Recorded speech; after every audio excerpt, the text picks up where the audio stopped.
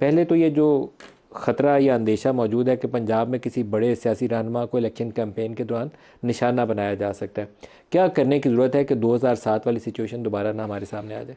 बिस्मिल्लाहिर्रहमानिर्रहीम। नदीम साहब, ये वो तमाम बिटर रियलिटीज़ हैं जो पास्ट में आपने, मीडिया ने और पूरी कौम ने अपनी आंखों से देखी। और मैं ख़ुद चूँकि एक विक्टिम थी 2007 के इलेक्शन में, और इसी तरह की थ्रेट अलर्ट्स मेरे लिए भी जारी हुई थी, और मुझे भी वो तमाम दिखाए गए थे। इवन कि यहाँ तक कि मेरे ऊपर सुइसाइड अटैक कौन करेगा, फजलुल्लाह नाम का एक 5 फुट 6 इंच हाइट उसका हुलिया, और सब कुछ बता के जब मुझे कैंपेन के लिए मैं निकली तो हर मेरे जलसे के अंदर जब मैं स्टेज पे जाती तो सबसे पहले मैं फजलुल्लाह को ढूंढ रही होती कि वो उस कद का, उस हुलिये का, उस शक्ल पकड़ा गया बाद में 2-3 जगह पे उन्होंने इंटरसेप्शंस की।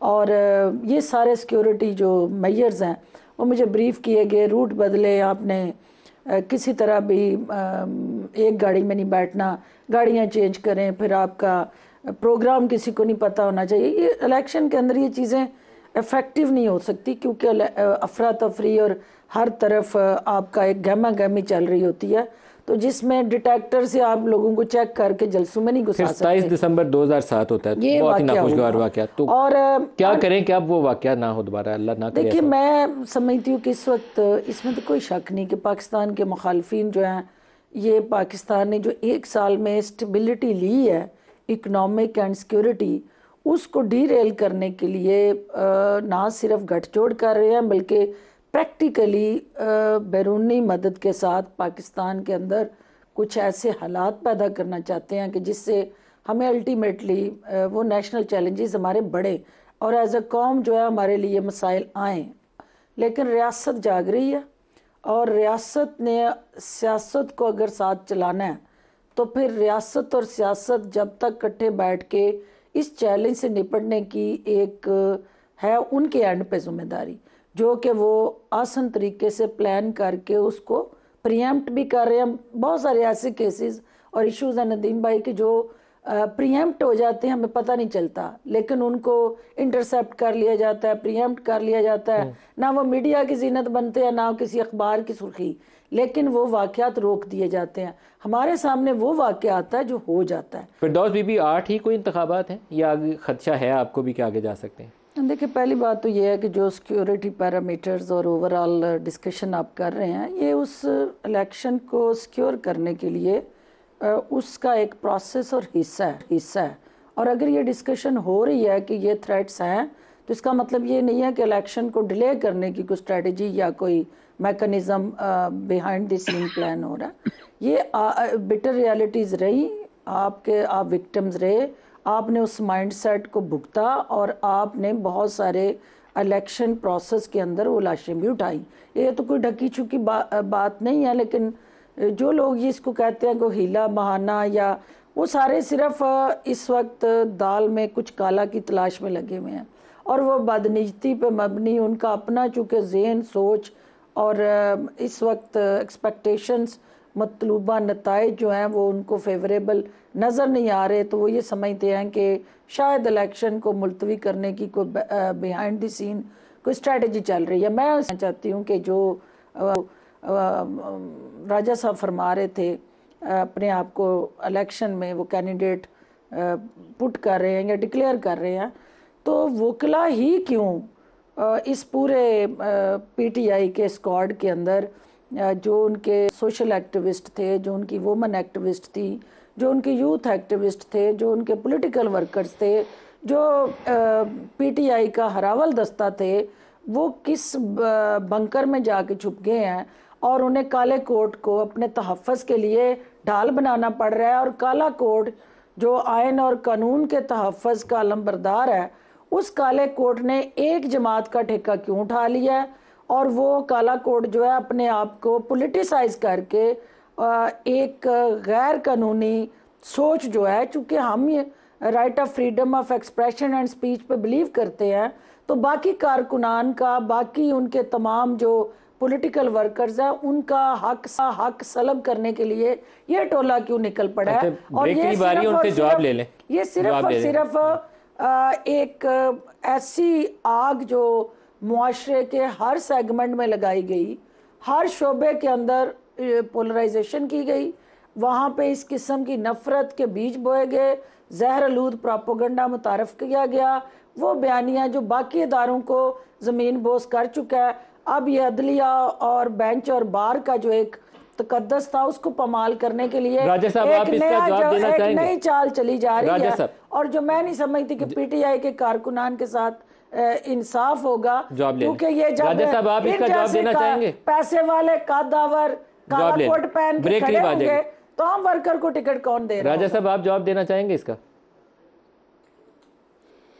जी, मुख्तसर जवाब देना चाहूँगा, कोई तफसीली बात की ज़रूरत नहीं है।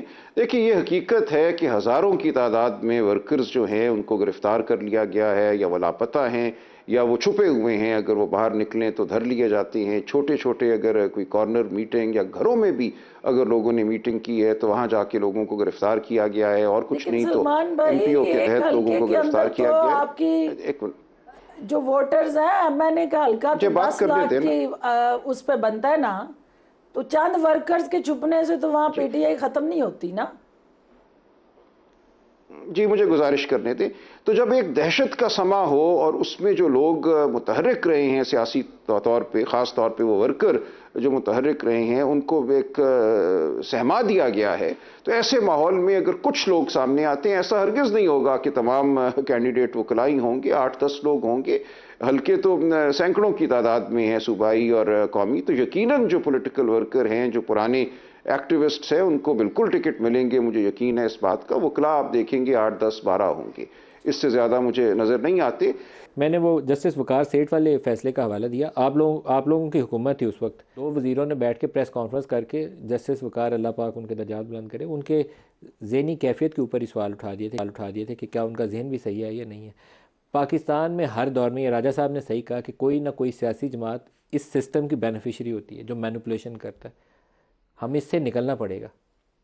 पहली बात तो ये है कि देखना ये है कि हम लोग जो पार्लियामेंटेरियन हैं या सियासतदान हैं, उनका जो mind set TV talk shows में रिफ्लेक्ट होता है, वो जब पार्लियामेंट के अंदर बैठ के वो ज़िम्मेदारी लेजिस्लेशन की उनके पास आती है, तो वो माइंड सेट फिर उस तरह से ट्रांसफॉर्म नहीं होता इनटू एक्शंस जो जिम्मेदारियां हमें अवाम देती है, जो या अच्छी बातें आपके- टीवी में करते हैं वहाँ जी, एक्चुअली वो कानून उसका साजी की वक्त इजहार नहीं नहीं करते। होता। वो Yes.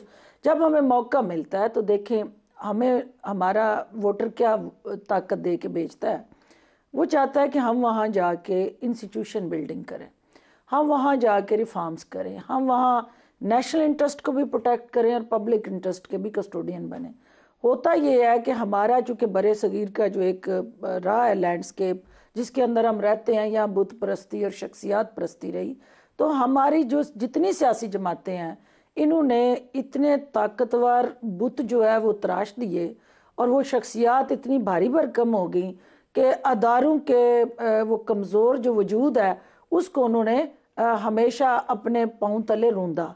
और वो कमज़ोर अदारे जो हैं उसमें ज़ाहिर है एक ताकतवर अदारा जिसको कौम ये समझती है कि अदलिया है, तो अदलिया के अंदर जो एक ड्राई क्लीन मशीन लगनी बहुत ज़रूरी है, क्योंकि मेरे सताए, आपके सताए जितने विक्टिम्स हैं, उनकी आखिरी होप जो है वो अदालतें हैं। और जो अदालतों के अंदर हो रहा है, विद ड्यू अपॉलॉजी, वहाँ निचली सतह की कोर्ट से लेकर सुप्रीम कोर्ट तक लोगों की जो मिजरीज हैं, परेशानियां हैं, मैं शुक्रगुजार हूँ चीफ जस्टिस की कि इन्होंने एक मैकेनिज्म प्लान किया, उसके अंदर टेक्नोलॉजी लाए, रीड्रेस करने का लोगों की शिकायत को एक प्लान लेकिन दिया। अभी बहुत सारा अभी बहुत बैगेज है, कुछ होना बाकी है। लेकिन नवाज शरीफ का लेकिन केस जो था वो पनामा का केस था, जो नवाज शरीफ को निकाला इसलिए निकाला कि वहाँ इकामा देखिए, निकला है, अब अकाउंट रिसीवेबल निकला है। उसमें क्या है, जो ये आपकी जुल्म है। अगर आपका इंस्टीट्यूशन इतना मजबूत हो, वो अपने रूल ऑफ लॉ को ओबे करे, वो इधर उधर ना देखे, अपनी आइन की किताब की तरफ देखे, तो फिर इस तरह के फैसले जो है वो पाकिस्तान की तारीख के अंदर एक स्याह बाब के तौर पे उनका नाम ना लिया जाए। आपने जिक्र किया था कि जिस केस की प्रेस कॉन्फ्रेंस हुई, देखिए बात यह है कि इस मुल्क के अंदर फरूक साहब ने और फवाद ने, आई थिंक दोनों ने प्रेस जी कॉन्फ्रेंस की थी। डेफिनेटली, और मैं इंफॉर्मेशन मिनिस्टर होते हुए जो उनका नैरेटिव था, जाहिर है उसको आगे चलाना होता था। अब ये देखना है कि हमें एक अदलिया बैठ के फैसले लिख रही होती है, एक तारीख जो है वो एक बाब लिख रही होती है, और अदलिया के फैसले जब वो लिख के रिटायर हो जाते हैं जजेस, तो तारीख के अंदर वो फैसले ज़िंदा रहते हैं, वहाँ वो ख़त्म नहीं होते, तो क्योंकि तारीख रिटायर नहीं होती। और अलमिया ये है कि हमारे जितनी सियासी जमातें, इस बात से मैं राजा साहब से एग्री करूँगी कि वो हुकूमत में हूँ या अपोजिशन में हूँ, उन्हें अदलिया की आज़ादी उस वक्त चाहिए जब वो अपोजिशन में है। जब वो हुकूमत में है वो रिफॉर्म्स करने के लिए हम तैयार नहीं होते, और वो रिफॉर्म्स जो ज़रूरत है, मुझे बताएं ना कि प्रोसिक्यूशन इस मुल्क की सबसे बड़ी इन्वेस्टिगेशन और प्रोसिक्यूशन, उसी के ऊपर आपने सज़ाएँ देनी है, जज़ा सज़ा का तयन होना है। आपकी प्रोसिक्यूशन के जो लॉज हैं, जो रूल्स हैं, और जो आपकी इन्वेस्टिगेशन का प्रोसेस है, उसको आप देखें तो सबसे ज़्यादा गैप्स उसके अंदर है, और वहाँ काम करने की ज़रूरत है।